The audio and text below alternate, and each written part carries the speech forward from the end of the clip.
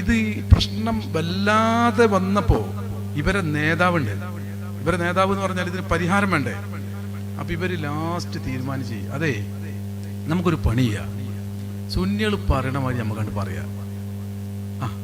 അതെങ്ങനെയാന്ന് വെച്ചാല് അത് കുറച്ച് കട്ടിയിലാണ് പറയാ. നമ്മളാരും പറഞ്ഞിട്ടില്ല കേട്ടോ. സുന്നികൾ നമ്മൾ പറയണത് എന്താ?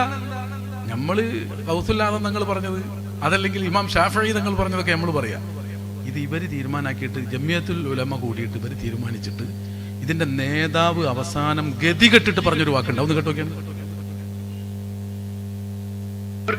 നാം ഒരു പ്രതിസന്ധിയിലാണ്. നേതൃത്വത്തെ അംഗീകരിക്കാൻ നാം തയ്യാറാവുക. ആ നേതൃത്വം എടുത്ത തീരുമാനം അത് തെറ്റാണെങ്കിൽ ആ തെറ്റ് അവരിൽ ചുമത്താൻ നാം തയ്യാറാവുക. പരലോകത്തെ അള്ളാഹുവിന്റെ മുന്നിൽ റബ്ബേ ഇവർ പറഞ്ഞതിന്റെ അടിസ്ഥാനത്തിലാണ് ഞങ്ങൾ ഇതിന് കേട്ട. മനസ്സിലായില്ല? അതായത് ഞങ്ങൾ പറഞ്ഞത് തെറ്റാണോ ശരിയാണോ നിങ്ങൾ നോക്കണ്ട, അത് ചെയ്താൽ മതി. ചോദിക്കണ വർത്താൻ അപ്പൊ തെറ്റാണെങ്കിലോ ചോദിക്കുമല്ലോ, അത് ഞങ്ങൾ നോക്കിക്കൊണ്ട് ആഖിറത്തിൽ ഇവർ പറഞ്ഞതിന്റെ അടിസ്ഥാനത്തിലാണ് ഞങ്ങൾ ഇതിനെ പിന്തുടർന്നത്. ഞങ്ങൾക്ക് അറിഞ്ഞുകൂടായിരുന്നു ഈ പണ്ഡിതന്മാരാണ് ഞങ്ങളെ വഴിവേൽപ്പിച്ചത് എന്ന് നിങ്ങൾ പറയുക. അത് ഏറ്റെടുക്കാൻ കേരള ജമിയത്തുൽ ഉലമ തയ്യാറാണ്. ആഖിറത്തിലെ ഏറ്റെടുക്കാൻ കേരള ജമിയത്തുൽ ഉലമ തയ്യാറാണെന്ന് മുജാഹിദ് പണ്ഡിത സഭ ആഖിറത്തിലെ ഏറ്റെടുത്തോളൂ. നിങ്ങൾ ദയവ് ചെയ്ത് ഇങ്ങനെ ചോദിച്ചടക്കറാക്കല്ലേ എന്നാണ് ഇപ്പൊ പറയണത്. ഇതാണ് ഇപ്പൊ നിലവിലുള്ള കേരളത്തിലെ ഈ സംഘത്തിന്റെ തലവൻ. മൂപ്പര് പറഞ്ഞ വർത്താനം നോക്കിയാണ് ഷാഫിഈ ഇമാം പറയുന്നത്. അവിടെ നമ്മൾ തഖ്ലീദ് ചെയ്യുന്നു. പുടുത്തല്ല, തെളിവില്ല, ബോധല്ല, അന്തല്ല എന്നിട്ട് സ്വീകരിക്കുന്നു. അബൂലു ഖൗലിൽ ഗൈരി മിൻ ഗൈരി മഅരിഫത്തി ദലീലി. വേറെ ഒരാളുടെ വർത്താനം നമ്മൾ തെളിവ് കിട്ടാതെ സ്വീകരിക്കുക എന്നുള്ള അന്ധമായ അനുകരണത്തെ പരിഹസിച്ചുകൊണ്ട് ഇസ്ലാമിൽ നിന്ന് മുസ്ലിമീങ്ങളെ അകറ്റിക്കൊണ്ടുപോയി അവസാനം അവർ പറഞ്ഞത് എന്താണ്? ഇമാമീങ്ങളെ തള്ളുക, അവർ പറഞ്ഞത് കൊള്ളരുത്, അവർ പറഞ്ഞത് സ്വീകരിക്കരുത്, പറിച്ച് ഞങ്ങൾ പറഞ്ഞത് അങ്ങോട്ട് സ്വീകരിക്കണം. അപ്പൊ ഞങ്ങൾക്ക് തെളിവറിയില്ലല്ലോ, തെളിവ് വിഷയമല്ല. അപ്പൊ നിങ്ങൾ തെറ്റ് പറഞ്ഞാലോ അതും വിഷയമല്ല, ഞങ്ങൾ പറഞ്ഞങ്ങോട്ട് സ്വീകരിച്ചാൽ മതി. കാരണം സംഘടന മുന്നോട്ട് പോകണം, ഞങ്ങൾക്ക് നേതാവാകണം. ഞങ്ങൾ ആലോചിച്ചു നോക്കി, എന്തൊരു അപകടമാണ്, ഇതെന്തൊരു വർത്താനാണ്. ഈ അപകടമാണ്. ഞങ്ങൾ ഈ പാരമ്പര്യം പറഞ്ഞത് ഇതിനു വേണ്ടിയാണ്. ഞങ്ങൾ പറഞ്ഞ വാക്കാണത്. ഇമാം ഷാഫിഈ തങ്ങൾ പറയുമ്പോ തെളിവുകൾ അറിയാത്ത നമ്മളത് വിശ്വസിക്കുന്നത് ഷാഫിഈ ഇമാമിനെ ലോകം അംഗീകരിച്ചത് കൊണ്ടാണ്. ഷാഫിഈ ഇമാമിനെ കുറിച്ച് ഹബീബായ നബി സല്ലല്ലാഹു അലൈഹി വസല്ലം തങ്ങൾ പറഞ്ഞത്, ആലിമു ഖുറൈശിൻ യംലഉ തിബാഖൽ അർളി ഇൽമാ എന്ന് നബി സല്ലല്ലാഹു അലൈഹി വസല്ലം തങ്ങൾ ആദ്യമേ പറഞ്ഞു വെച്ച ഖുറൈശി പണ്ഡിതനാണ് ഇമാം ഷാഫിഈ തങ്ങൾ. ലക്ഷക്കണക്കിന് ഹദീസുകൾ മനഃപ്പാഠമാക്കിയ ഇമാമാണ്. ലോകം അംഗീകരിച്ച പണ്ഡിതൻ പറയുമ്പോ നമ്മളതങ്ങ് അംഗീകരിക്കണം. അതാണ് തഖ്ലീദ്. ഇതിനെ പരിഹസിച്ചിട്ടിപ്പോ ഞങ്ങൾ പറഞ്ഞത് സ്വീകരിച്ചോളി, തെറ്റും ഞങ്ങൾ ഏറ്റോളാ എന്ന് വൃത്തികെട്ട് ആശയം വിളിച്ചു പറയാൻ ഇവർ ഈ അധപ്പതനത്തിലേക്ക് പോയത് ഇമാമിങ്ങളെ വിട്ടത് കൊണ്ടാണ്, അല്ലാഹുവിനെ അറിഞ്ഞവരിൽ നിന്ന് മാറിയത് കൊണ്ടാണ്. എന്താ പറഞ്ഞു നിങ്ങള് മുമ്പ് പറഞ്ഞില്ല മലയാളത്തില്? ആ ഒന്നും കൂടി നിങ്ങൾ കേൾക്കുക. എന്നിട്ടും ശരിക്കും ശ്രദ്ധിക്കണം. അത് കഴിഞ്ഞിട്ട് ഞാനൊരു പറഞ്ഞതിന്റെ അടിസ്ഥാനത്തിലാണ് ഞങ്ങൾ ഇതിനെ പിന്തുടർന്നത്. ഞങ്ങൾക്ക് അറിഞ്ഞുകൂടായിരുന്നു ഈ പണ്ഡിതന്മാരാണ് ഞങ്ങളെ വഴിവേൽപ്പിച്ചത് എന്ന് നിങ്ങൾ തെറ്റ് അവരിൽ ചുമത്താൻ നാം തയ്യാറാവുക. പരലോകത്തെ അള്ളാഹുവിന്റെ മുന്നിൽ റബ്ബേ ഇവർ കേൾക്കണം. നാം ഒരു പ്രതിസന്ധിയിലാണ്. നേതൃത്വത്തെ അംഗീകരിക്കാൻ നാം തയ്യാറാവുക. ആ നേതൃത്വം എടുത്ത തീരുമാനം അത് തെറ്റാണെങ്കിൽ ആ തെറ്റ് അവരിൽ ചുമത്താൻ നാം തയ്യാറാവുക. പരലോകത്തെ അള്ളാഹുവിന്റെ മുന്നിൽ റബ്ബേ ഇവർ പറഞ്ഞതിന്റെ അടിസ്ഥാനത്തിലാണ് ഞങ്ങൾ ഇതിനെ പിന്തുടർന്നത്. ഞങ്ങൾക്ക് അറിഞ്ഞുകൂടായിരുന്നു ഈ പണ്ഡിതന്മാരാണ് ഞങ്ങളെ വഴിവേൽപ്പിച്ചത് എന്ന് നിങ്ങൾ പറയുക. അത് ഏറ്റെടുക്കാൻ കേരള ജമിയത്തുൽ ഉലമ. ഞാൻ ഒരു പാട്ട് പാടട്ടെ. എന്നെ പിടിച്ചവർ ആരും പേടിക്കേണ്ട, എന്നെ പിടിച്ചോർക്ക് ഞാൻ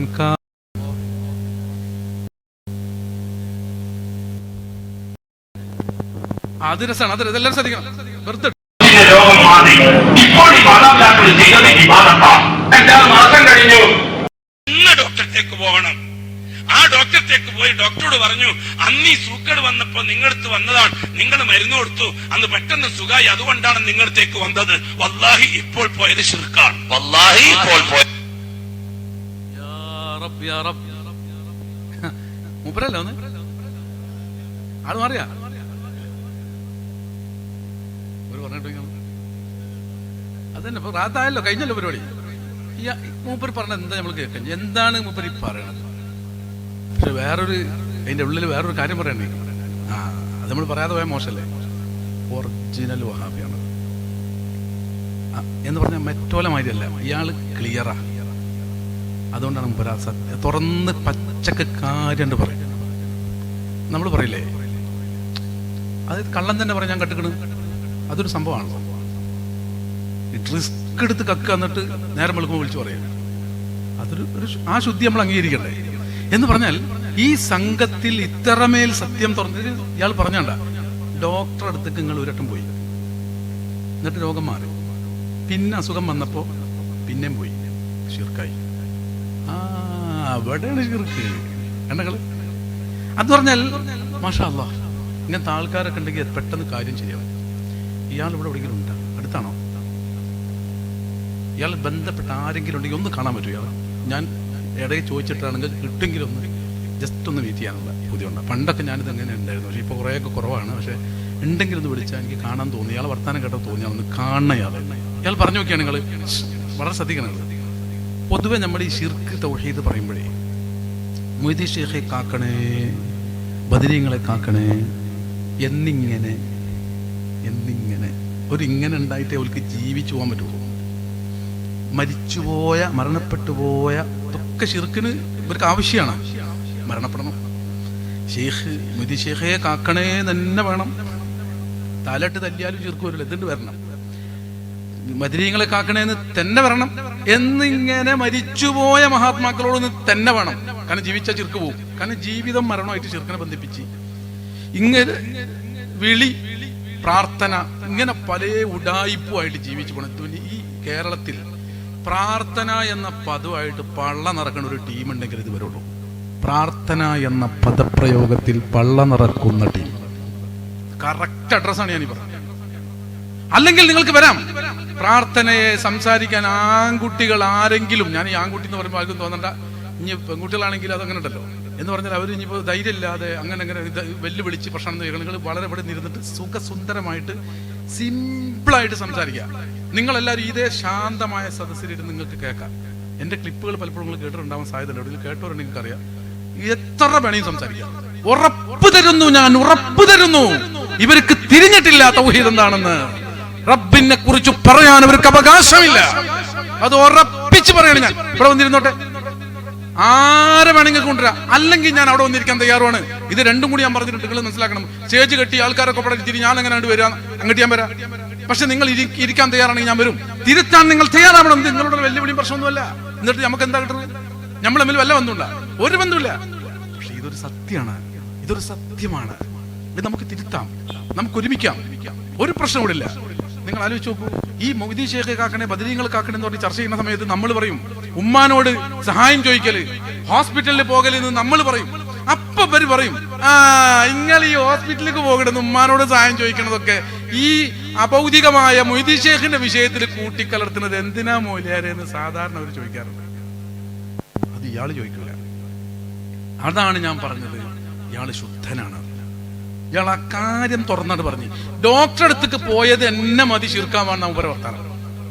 ഡോക്ടർക്ക് എന്തെങ്കിലും, അതായത് ഡോക്ടർ ഒരു മരുന്ന് തന്ന്, പിന്നെ ആ മരുന്ന് തന്നെയാണ് എന്റെ രോഗം മാറ്റിയെന്ന് ഇയാൾക്ക് തോന്നിയാൽ, അതായത് ആ മരുന്ന് രോഗം മാറ്റിയെന്ന് തോന്നിയാൽ തന്നെ ആ മരുന്ന് ഇതിന് കാരണമായി എന്ന് തോന്നിയതല്ലേ ഉള്ളൂ. എന്താ പറയുക, ഒരു ഒച്ച പറയണം. ഒരു പൊട്ടത്തരം ഉറക്കനെ പറയാ, സൗണ്ട് ഉണ്ടാക്കി പറയാ. അപ്പൊ ആൾക്കാർക്ക് തോന്നുന്നത് എന്തെങ്കിലും ഒന്നും ഇല്ലാതെ ഇത്ര വലിയ മനുഷ്യൻ ഇത്ര ഉറക്കനെ പറയുമെന്ന് തോന്നൂലേ? അത് പറഞ്ഞിട്ട് കാര്യമുണ്ടാ? മുമ്പിൽ പറഞ്ഞു നോക്കിയാണ്. അതായത് ഒരു മരുന്ന് രണ്ടാമത്തെ വട്ടം കഴിച്ചു കഴിഞ്ഞാൽ മരുന്ന് ആണെന്നെ, അത് ഒന്നാമത്തെ വട്ടം രണ്ടാമത്തെ വട്ടം ഒന്നുമില്ല. പൊന്നാര മാണിക്കല്ലേ ഇവിടെ ഡോക്ടർമാരെ സ്വീകരിക്കുന്ന ആൾക്കാർ നമ്മുടെ നാട്ടിലൊക്കെ. ഒരു ഡോക്ടറെ അടുത്ത് പോയി കഴിഞ്ഞാൽ ഒരു സമാധാന വർത്താനൊക്കെ പറഞ്ഞ് മൂപ്പരെ മരുന്നോണ്ട് കാര്യങ്ങൾ മാറിക്കിട്ടി കഴിഞ്ഞാൽ ആ ഡോക്ടറെ സമീപിച്ച് ജീവിച്ചു പോകണ എത്രയോ ആൾക്കാരുണ്ട്. അവരൊക്കെ കാഫറാണ് മുശരിക്കാന്ന് പറഞ്ഞാൽ എന്ത് ചെയ്യും നമ്മൾ?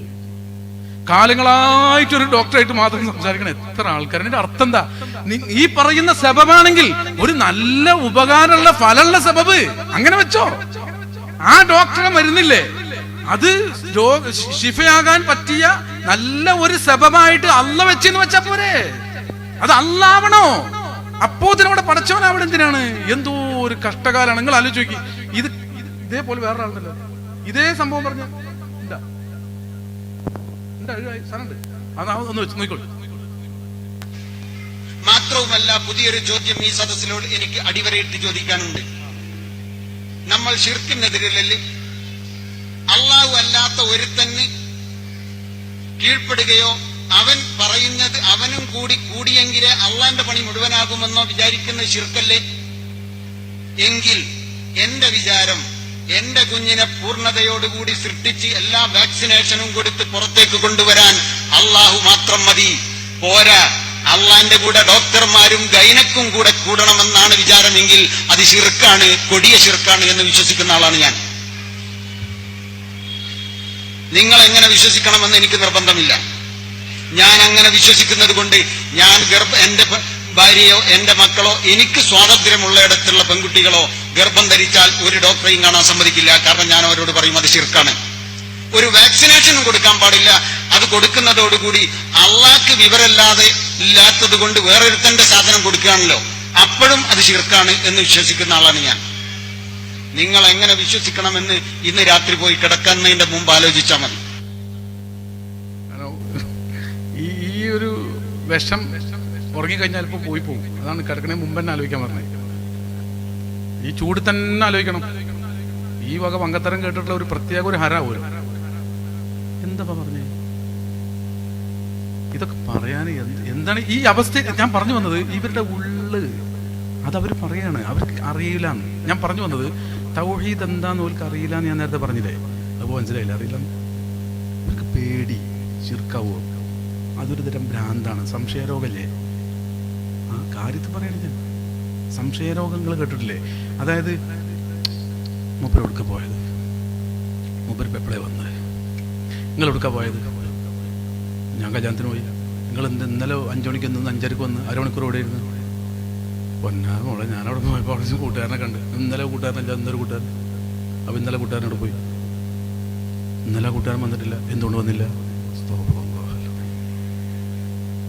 അപ്പൊ ഇതെന്താ സംഭവം വെച്ചാൽ ഇത് രോഗമായിട്ട് തോന്നി. അപ്പൊ ഇപ്പൊ എന്താന്നറിയാം, ഹോസ്പിറ്റലിൽ പോയാൽ അള്ളാഹു ആണോ ഈ ഡോക്ടറാണോ? അസുഖാണത്, അസുഖം. ഇതാണ് അസുഖം. ഇതാണ് ഭൗതികം അഭൗതികം എന്ന ഒരു ആവശ്യമില്ലാത്ത സാധനം ഉണ്ടാക്കിയിട്ട് ഇവർ കുഞ്ഞിരായും കൊടുത്ത് കുടുങ്ങിയിരിക്കുകയാണ്. അതുകൊണ്ട് ഏത് ഇതിൽപ്പെട്ട ആര് ശബ്ദം ശ്രവിക്കുന്നുണ്ടെങ്കിലും പൊന്നുമക്കളെ ഇവർ പലതും പറയും കേട്ടോ. ഇവർ പല വീഡിയോസ് നിങ്ങൾ കാണിച്ചു തന്നിട്ട് ഇതാ കബറുങ്ങൾ അങ്ങനെയാണ് ഇങ്ങനെയാണ്. അവരൊക്കെ പിടിച്ചിരുത്തിയിട്ട് നിങ്ങൾ സംസാരിക്കാൻ തയ്യാറാവണം. ഇതൊക്കെ പറയണ ഇവര് ചിലപ്പോൾ സുജൂദ് ചെയ്യാനായിട്ട് കബറുങ്ങൾക്ക് മുജാഹിദ് പോകണ്ടെന്ന് ഞാൻ മനസ്സിലാക്കണം. ഈ വഹാബികൾ സുജൂദ് ചെയ്യാനായിട്ട് പ്രാക്ടീസ് കൊടുത്തിട്ട് കബറുങ്ങൾക്ക് ആളെ വിട്ടിട്ട് ഇവരെ പൈസ കൊടുത്തിട്ട് ഏൽപ്പിച്ചിട്ട് പോയിട്ട് ചെയ്യട്ടാ, കറക്റ്റ് ചെയ്യണട്ടാ, ആ കബറിന്റെ ഭാഗത്ത് തന്നെ ഇരിക്കണട്ടാ, ഞങ്ങൾ ബാക്കിന്ന് എടുക്കും. അപ്പൊ മറ്റാൾ മുഖം കാണരുത്, മുഖം കാണൂല. ഞങ്ങൾക്ക് പല സുജൂദികളും കണ്ടിട്ടുണ്ട്, മുഖം കാണൂല. എന്നിട്ട് ഇവരിട്ടിട്ട് ഇതാണിവർ. ആൾക്കാർക്ക് കബറുങ്ങ പോയി.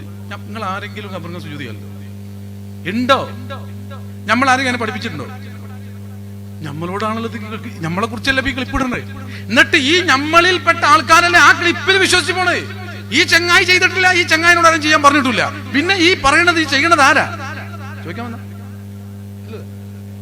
ഒന്നുമില്ല. ഞാൻ ചോദിക്കാനാണെങ്കിൽ പിന്നെ അവസരം കൊടുത്തില്ലെങ്കിൽ പ്രശ്നമല്ലേ? അപ്പൊ പെട്ടെന്ന് ഇരിക്കാൻ പറയണേ, പെട്ടെന്ന് പോയി. ഞാൻ വന്നിരുന്നു, ഉസ്താദ് മൈക്ക് തന്നില്ല എന്ന് നാളെ ചിലപ്പോ യൂട്യൂബിൽ എഴുതും, കമന്റിൽ വരും. അതിനാണ് ആരുണ്ടെങ്കിലും ഒന്ന് വന്ന് കിട്ടിയാ പിന്നെ ഞാൻ കൊടുക്കാം. ഞാൻ പറഞ്ഞ വിഷയം എന്തേലും വിഷയം പോയി. എന്താ വിഷയം? നമ്മൾ പറഞ്ഞുകൊണ്ടിരിക്കണം എന്തേലും.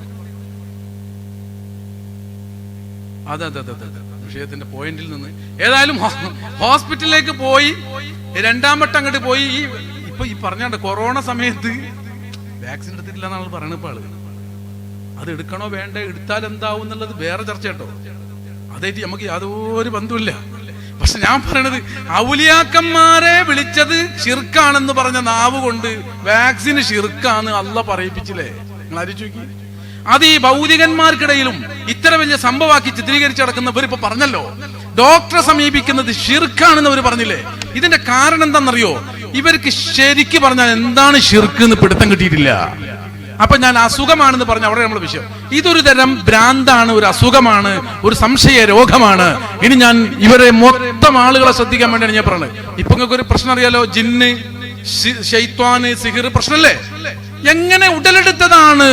ഈ വഹാബി കൂടാരത്തിൽ പെട്ടുപോയ ആരൊക്കെയുണ്ടോ അതിലെ എത്ര വലുപ്പമുള്ള നീളമുള്ള മൗലവി ഉണ്ടെങ്കിലും അവരോട് ഒരുമിച്ച് ഞാൻ ചോദിക്കുന്നു, നിങ്ങളുടെ കാതലായ പ്രശ്നം എന്താണെന്നറിയോ? അന്ന് നിങ്ങൾ പറഞ്ഞു തുടങ്ങിയ ഒരു തെറ്റുണ്ട്, അന്ന് നിങ്ങൾ ഉണ്ടാക്കി കൂട്ടിയ ഒരു തെറ്റുണ്ട്, ലോക മുസ്ലിമീങ്ങൾക്ക് പരിചയമില്ലാത്ത ഒരു തെറ്റ്, ഇതുവരെ ലോകത്തൊരാളും പറയാത്ത ഒരു പുതിയ ആശയം. തൗഹീദിന്റെ പേരിൽ, ശിർക്കിന്റെ പേരിൽ നിങ്ങൾ കെട്ടിയുണ്ടാക്കിയ ഒരു ഭൗതികം എന്ന് പറയുന്ന ഒരു നൂലാമാലയാണ് നിങ്ങൾ ഈ കോലത്തിൽ എട്ടിൽ പൊട്ടിക്കിടക്കുന്നത്. അത് തിരുത്താൻ നാളെ തയ്യാറാണെങ്കിൽ, അത് തിരുത്താൻ ഇന്ന് തയ്യാറാണെങ്കിൽ നിങ്ങളുടെ പ്രശ്നം അവിടെ അവസാനിക്കുകയാണ്. ഇപ്പൊ ജിന്നിന്റെ പ്രശ്നം എന്താണ്? ജിന്ന് ഭൗതികാണോ അഭൗതികാണോ? ഇപ്പൊ പ്രശ്നം അതാ. മലക്ക് ഭൗതികാണോ അഭൗതികാണോ? ഭയങ്കര വിറ്റാണ്. ഇതൊക്കെ പാടെ വിളിച്ചിരുത്തിയിരുന്ന് സംസാരിക്കാൻ എന്ത് രസമായിരിക്കും. ഞാൻ ഇന്ന് വരുമ്പോ കേട്ട വിഷയത്തിലുള്ള മൊത്തം ചർച്ച എന്താണെന്ന് വെച്ചാൽ, ഭൗതികാണെന്ന് ഒരു ടീമും ഭൗതികല്ലാന്ന് വേറെ ടീമും. അഭൗതികാണ് എന്ന് പറഞ്ഞാൽ ശിർക്കായി. അപ്പൊ ഭൗതിക സാഹചര്യത്തിന്റെ അപ്പുറത്തേക്ക് പോയ ശിർക്കായി. നിങ്ങൾ ആലോചിച്ച് നോക്കിയാൽ ഇപ്പൊ ഒരാളെ നമ്മളിപ്പോ പോണ സമയത്ത് ഒരാൾ വിളിക്കുകയാണെങ്കിൽ ആള് നമ്മൾ വിളിച്ചാൽ കേൾക്കൂലേ? കേൾക്കണ പരിധിയിലാണെങ്കിൽ തൗഹീദും, കേൾക്കണ പരിധിക്ക് അപ്പുറത്താണ് ചിർക്കുക എന്ന് പറഞ്ഞ. അപ്പൊ എത്ര ശ്രദ്ധിച്ച് വിളിക്കണം അയാള്. അതാണ് അസുഖം. അവിടെ നിന്ന് ഉണ്ടായതാണ് ഈ അസുഖം. അസുഖാവൂലേ? കാരണം ആൾക്കും തൗഹീദായിരിക്കും. ആ തെങ്ങിന്റെ ഭാഗത്തൊക്കെ ആകുമ്പോൾ തൗഹീദാവും. പിന്നെ റോഡിന്റെ അവിടെ എത്തിക്കണം തൗഹീദും ചേർക്കണം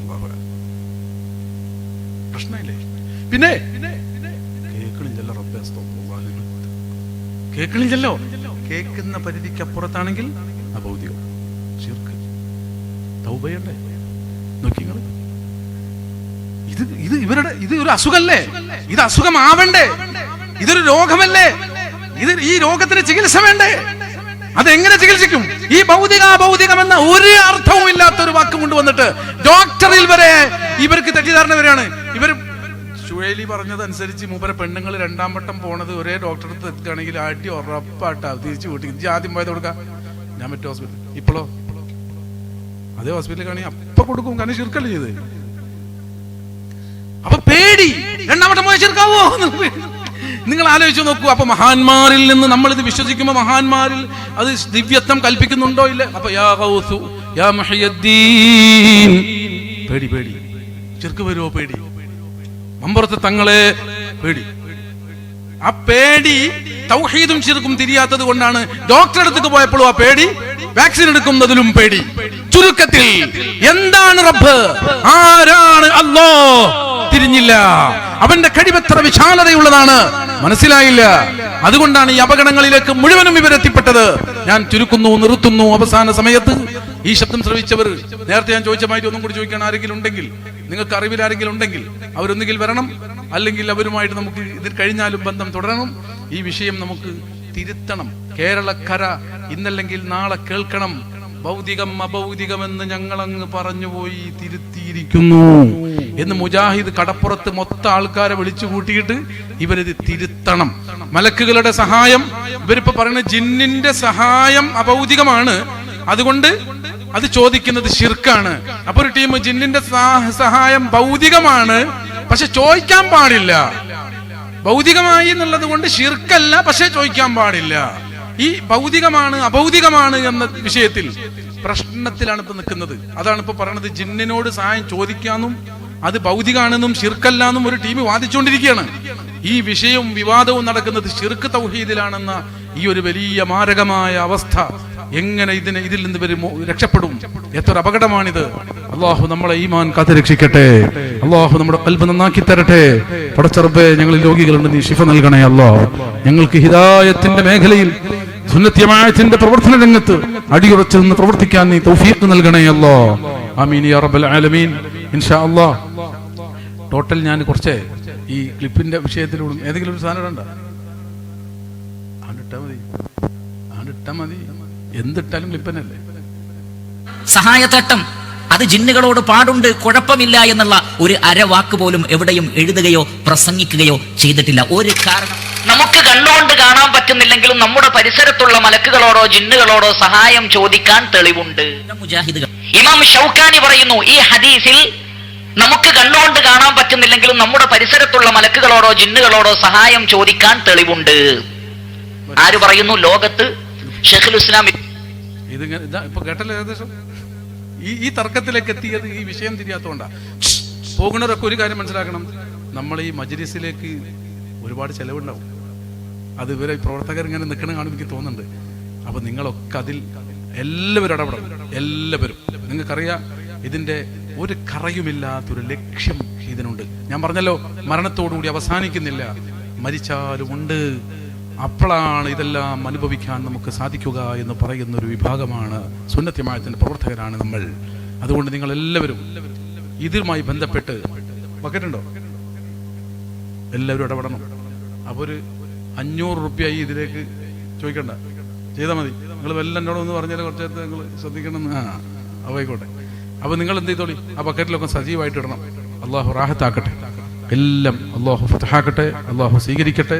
ഹബീബായ നബി സല്ലല്ലാഹു അലൈഹി വസല്ലമ തങ്ങൾ ഇതിപ്പോ ഞാനേ വന്നപ്പോ തന്നെ ഇവിടെ ഉണ്ട് എന്നുള്ളത് വിവരം കേട്ടപ്പോൾ ഞാൻ ആദ്യം ചോദിച്ചു, ചോദ്യോത്തരം ഉണ്ടെങ്കിൽ പ്രസംഗത്തിന്റെ ശൈലി അതിനനുസരിച്ചായിരിക്കും. ചോദ്യോത്തരത്തിന് ആൾക്കാരോട് ഉണ്ടല്ലോ, അപ്പൊ അതിനനുസരിച്ചാണ് നമ്മൾ പ്രസംഗ ശൈലികളും കാര്യങ്ങളൊക്കെ പോവുക. അതാണ് ഞാൻ അള്ളാഹുവിനെ കുറിച്ച് പറഞ്ഞ് ഈ ശൈലിയിൽ ഇങ്ങനെ സംസാരിച്ചത്. അള്ളാഹുവിന്റെ വിശാലമായ കഴിവ് ഭാഗികമായി നിഷേധിക്കുകയാണ് ഇന്ന് വഹാബിസം ചെയ്യുന്നത്. അവന്റെ വിശാലമായ കഴിവ് ഭാഗികമായി ചുരുക്കുകയാണ് അവരിന്ന് ചെയ്തത്. അവനക്ക് ഗൗസുൽ ആലം തങ്ങളിലൂടെ, മഹാന്മാരിലൂടെ, മശായിഖിലൂടെ, ഈ ഖുർആനിൽ പറഞ്ഞ അമ്പിയാക്കളുടെ എത്ര എത്ര എത്ര എത്ര സംഭവങ്ങളാണ് അതിലുള്ളത്. ഇവിടെയൊക്കെ ഈ ആശങ്ക വരുന്നത്, ഇവർക്ക് വിശ്വസിക്കാൻ പ്രയാസം വരുന്നത് അള്ളാഹുവിന് വേണ്ടതുപോലെ മനസ്സിലാക്കാത്തതുകൊണ്ട്. മൂസാ നബിനെ പറ്റി ഇവർ പറയുന്നുണ്ട്, മൂസാ നബി വടി അടിച്ച സമയത്ത് ഈ നൈലിന് മാറ്റം വന്നത് 2 ഭാഗത്തേക്ക് നിന്നു എന്ന് പറയുന്നത് വേലിയേറ്റം വേലിയിറക്കത്തിന്റെ വിഷയമാണ്. അതിൽ വലിയ അത്ഭുതങ്ങളൊന്നുമില്ല എന്ന് ആളുകളെ വിശ്വസിപ്പിക്കാൻ വേണ്ടി ചെയ്തതാണ്. പരിഭാഷ ചെയ്താൻ തുടങ്ങിയത് എവിടുന്നറിയോ? സൂറത്തുൽ ഇഖ്ലാസിന്റെ അവിടുന്ന് മേലക്കല്ല, സൂറത്തുൽ ഫാത്തിഹന്റെ അവിടുന്ന് താഴെക്കുമല്ല, അൽ കഹ്ഫിന്റെ അവിടുന്ന് തുടങ്ങിയത്. പിരിഞ്ഞു പോകുന്ന നിങ്ങളുടെ മനസ്സിൽ ഈ യാഥാർത്ഥ്യം ഓർമ്മപ്പെടുത്തുന്നത്. അദ്ദേഹം ഖുർആനെ പറ്റി അവർക്ക് തെറ്റിദ്ധാരണ ഉണ്ടാവും. കാരണം മൂസാ നബി അലൈഹി സ്വലാം കടലിൽ അടിച്ചപ്പോൾ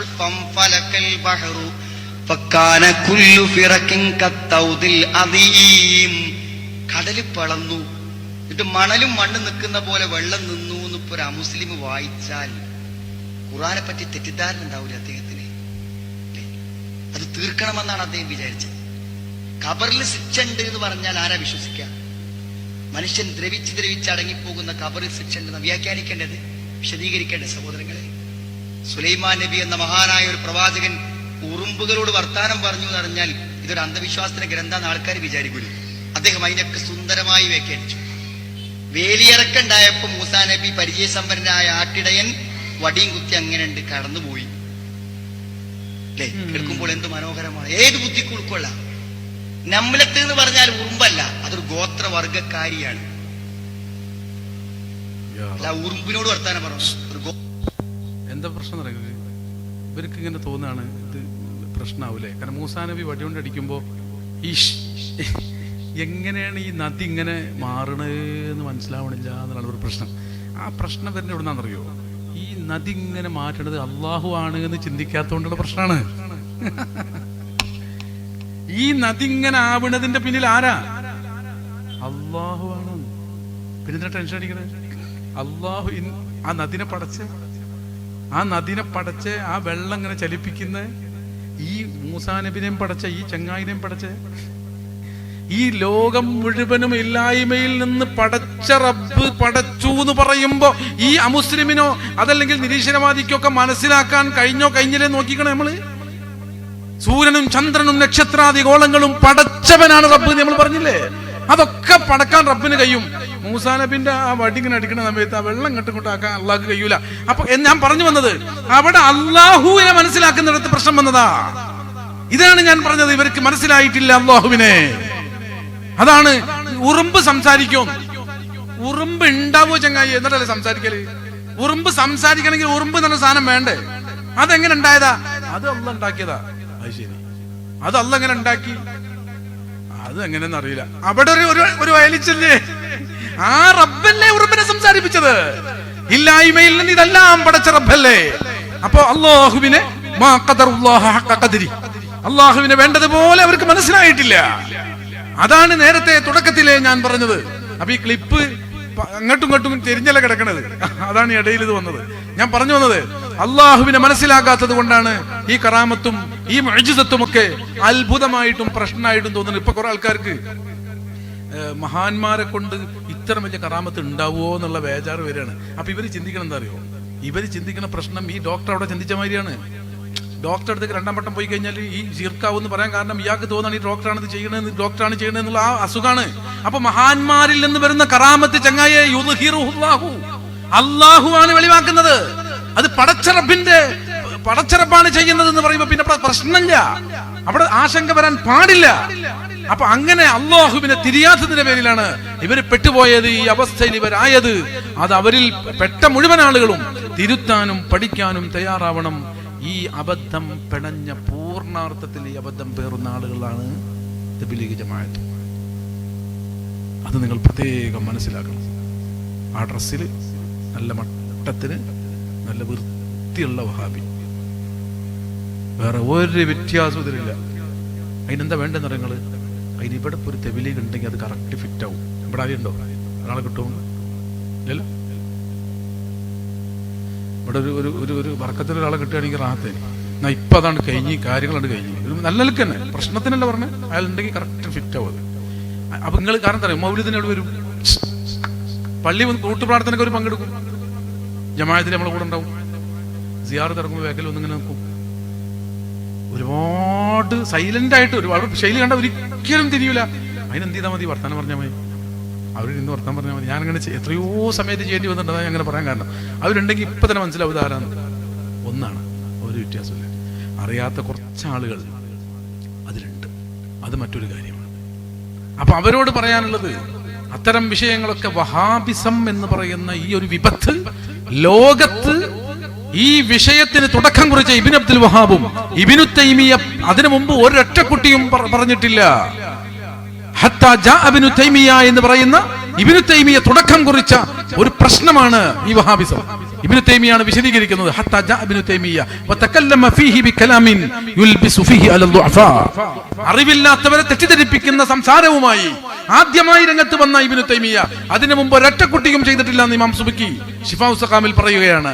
യജൂസു വയഹ്സുനു തവസ്സുലു വൽ ഇസ്തിഗാസതു എന്ന് പറഞ്ഞ് ഇമാം സുബക്കി വിശദീകരിക്കുന്നു, ഇമാം റംലി വിശദീകരിക്കുന്നു, ഇവരെല്ലാം സമ്മതിക്കുന്നു. ഇമാം സുബക്കി പറയുന്നത് തന്നെ, ഈ കഴിഞ്ഞ കാലങ്ങളിൽ ഒരൊറ്റ കുട്ടിയും ഈ ഇസ്തിഗാസക്ക്, ഈ സിയാറത്തിൽ നടക്കുന്ന ഇസ്തിഗാസക്കെതിരെ ഒരൊറ്റ കുട്ടിയും സംസാരിച്ചിട്ടില്ല എന്ന് ഇമാം സുബക്കി വിശദീകരിക്കുന്നുണ്ട്. കഴിഞ്ഞ കാലത്തിൽ ഒരാൾക്ക് പോലും ഈ ഒരു അഭിപ്രായം ഉണ്ടായിട്ടില്ല എന്ന് പറഞ്ഞിട്ട് അവസാനം പറഞ്ഞു വെക്കുന്നത് ഹത്താ ജാ ഇബ്നു തൈമിയ എന്നാണ്. ഇബ്നു തൈമിയ വരുന്നത് വരെ ഒരൊറ്റ കുട്ടിയും പറഞ്ഞിട്ടില്ല. അപ്പൊ അന്ന് ഇബ്നു തൈമിയ വന്നിട്ട് കെട്ടിയുണ്ടാക്കിയ ഒരു പുത്തൻ വാദമാണ് ഈ വാദം. അതിന്റെ ഒരു വാഹകരാണ് തബ്ലീഗ് ജമാഅത്തുകാർ. അത് അവർക്കും മനസ്സിലാകേണ്ടതുണ്ട്, അത് അവരും പഠിക്കേണ്ടതുണ്ട്. ബാഹ്യമായ അധികാരങ്ങളിലും മറ്റു കാര്യങ്ങളിലൊക്കെ ഇങ്ങനെ തുലനം ചെയ്ത് നോക്കുമ്പോ നല്ല ഡ്രസ്സൊക്കെ ഉണ്ടാവും. ഇബ്നു അബ്ബാസ് തങ്ങളോട് അല്ലെങ്കിൽ ഇബ്നു ഉമറിനോടാണെന്ന് തോന്നുന്നു അന്ന് ഖവാരിജികളെ കുറിച്ചൊരു ചോദ്യം വന്നിട്ടുണ്ട്. അതുകൂടി പറഞ്ഞ് അവസാനിപ്പിക്കുക. അന്ന് ഖവാരിജികളെ കുറിച്ച് ചോദ്യം എന്താണെന്ന് അറിയോ? എന്താ ചോദ്യം? നല്ല മട്ടുണ്ടല്ലോ. അന്നത്തെ ചോദ്യമാണ്. നല്ല മട്ടുണ്ടല്ലോ, നമസ്കാരം, നല്ല റാഹത്ത്, നല്ല തയമ്പ്, നിസ്കാരത്തയമ്പ്, നല്ല താടി, എന്തോരു മട്ടാണ്. എന്താ പിന്നെ അവർക്ക് പ്രശ്നം? അന്ന് ഖവാരിജികളെ കുറിച്ച് ചോദിച്ചതാ. മറുപടി എന്താണെന്നറിയോ? മാലി ശൈത്വാൻ ലിൽ ഖൽബിൽ ഖറാബ്. ഹൃദയം പോയാ പിന്നെ, വിശ്വാസം പിഴച്ചാ പിന്നെ ഇബ്ലീസ് പോലെ വിടൂ. പിന്നെ ഒരു നല്ല മട്ട് വഹാബിനെ വഹാബിന്റെ അലാരാണ് ഇബ്ലീസ്. ശ്രദ്ധിക്കണം ഞാൻ പറഞ്ഞ വാക്ക്.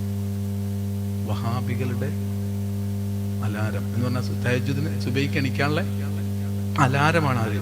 ഇബ്ലീസ്. എന്താ കാരണം?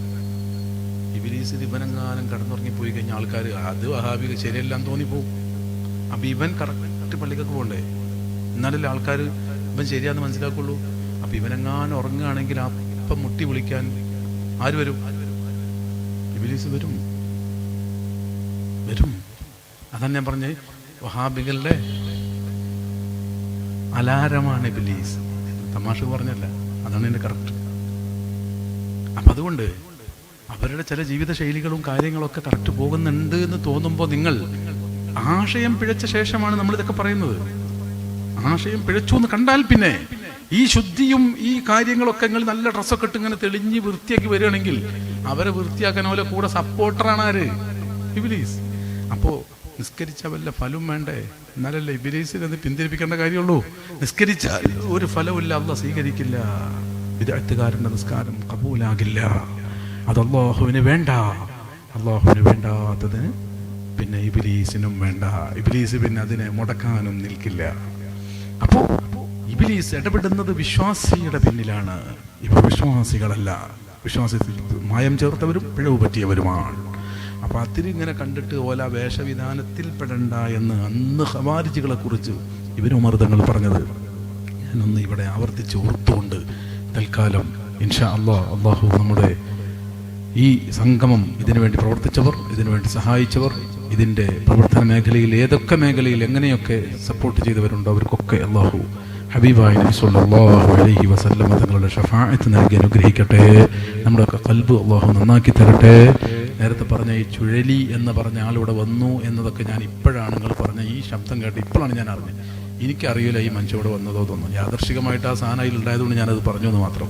കുറച്ച് കട്ടി പറയണ കുറച്ച് ആൾക്കാരുണ്ട്, കുറച്ച് ഉറക്കനെ പറയണവരുണ്ട്, ഭയങ്കര പോയിന്റൊക്കെ എന്ന് തോന്നണ വരി പറയുന്ന ആൾക്കാരുണ്ട്. അവർ സാധുക്കളാണ്. ഒരു കാര്യം ഉറപ്പിച്ചോടി, അവർക്ക് അന്തല്ല, അവർക്ക് ഇതൊന്നും മനസ്സിലായിട്ടില്ല. ഇത്രയും വ്യക്തമായി പച്ചക്ക് ഞാനിത് പറയുമ്പോൾ ഞാൻ പറയുന്നുണ്ട്, നിങ്ങൾക്ക് എന്തെങ്കിലും ഒരു ചാൻസ് കിട്ടിയാൽ ഈ ആളായിട്ട് നമുക്കൊന്നിരിക്കുക. എനിക്ക് ഒരു പ്രശ്നവുമില്ല, നമുക്കൊന്നിരിക്കുക, സംസാരിക്കാം. എന്താണ് ഈ തൗഹീദ് എന്നുള്ളത് സംസാരിക്കുക. അങ്ങനെയാണെങ്കിൽ അയാൾ മാറിയാലോ? അള്ളാഹു ഹിദായത്ത് കൊടുക്കട്ടെ. നമുക്ക് ദ്വാരക്ക് അള്ളാഹു ഹിദായത്ത് കൊടുക്കട്ടെ. ഈ ഉറക്കനെ ഒച്ചടണവരൊക്കെ നിഷ്കളങ്കരാന്ന് ഉറപ്പാ. അള്ളാഹുക്കൊക്കെ ഹിദായത്ത് കൊടുക്കട്ടെ.